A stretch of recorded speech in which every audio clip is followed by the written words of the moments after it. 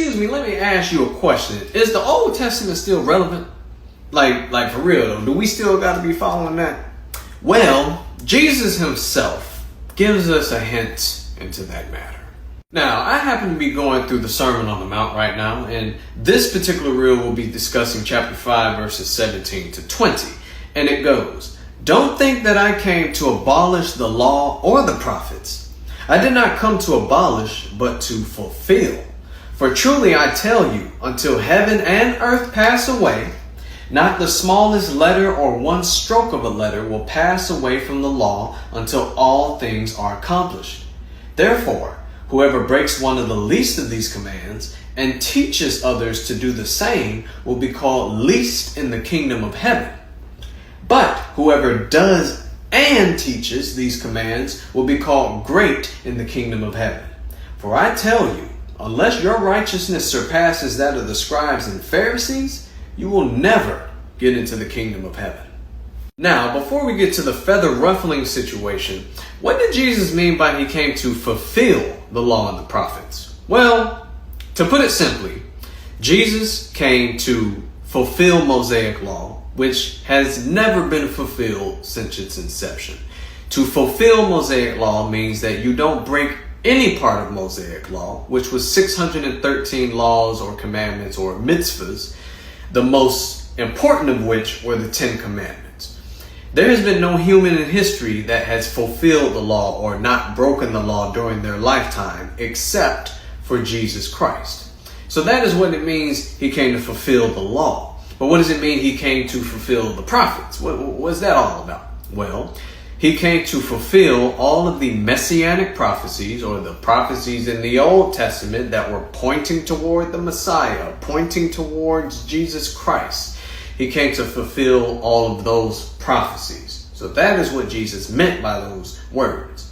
The second point is, what did Jesus mean he didn't come to abolish the law? Well, if you pay close attention to the New Testament and read it all the way through, you'll notice that there are parallels between Old Testament moralistic law, not the ritualistic law, not the laws about different festivals and things, because all of that would not apply to Gentiles, and the various ritualistic sacrifices don't apply to anyone anymore because Jesus is the atoning sacrifice of all time. But the moralistic laws that were in Mosaic law, we see many parallels between those and the commandments to do and not do in the New Testament, both from Jesus' own mouth and the word that was spread through his apostles. Thus, even though we don't follow Mosaic law, we follow the law of grace, which takes many of the moral laws from Mosaic law and still keeps them active. The thing with the law of grace is that what's important is your heart posture. And this gets us to point number 3. Jesus says that your righteousness needs to surpass that of the Pharisees. The Pharisees were righteous on paper.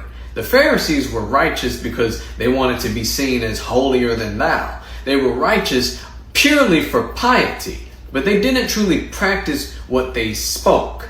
They talked the talk, but they didn't walk the walk because they was hypocrites. They were hypocrites, brood of vipers, all the things that John the Baptist and Jesus called them. So for our righteousness to surpass that of the Pharisees, that means we talk the talk, but we also walk the walk. We are actually pointing our heart, not just our words, but our heart to Jesus Christ and trying to follow his commands as best as we can. Now, Jesus says, be perfect as your Father in heaven is perfect, but Jesus also knows that we're imperfect beings. But when our heart is on him, we are perfected through him. And even should we fall on our walk with him, if we should fall on the way, grace serves as a safety net or a band-aid or a salve, if you will, and continues to keep our slate clean of sin. That is what it means. So those moralistic precepts are still applicable to us. We don't just have free reign to sin.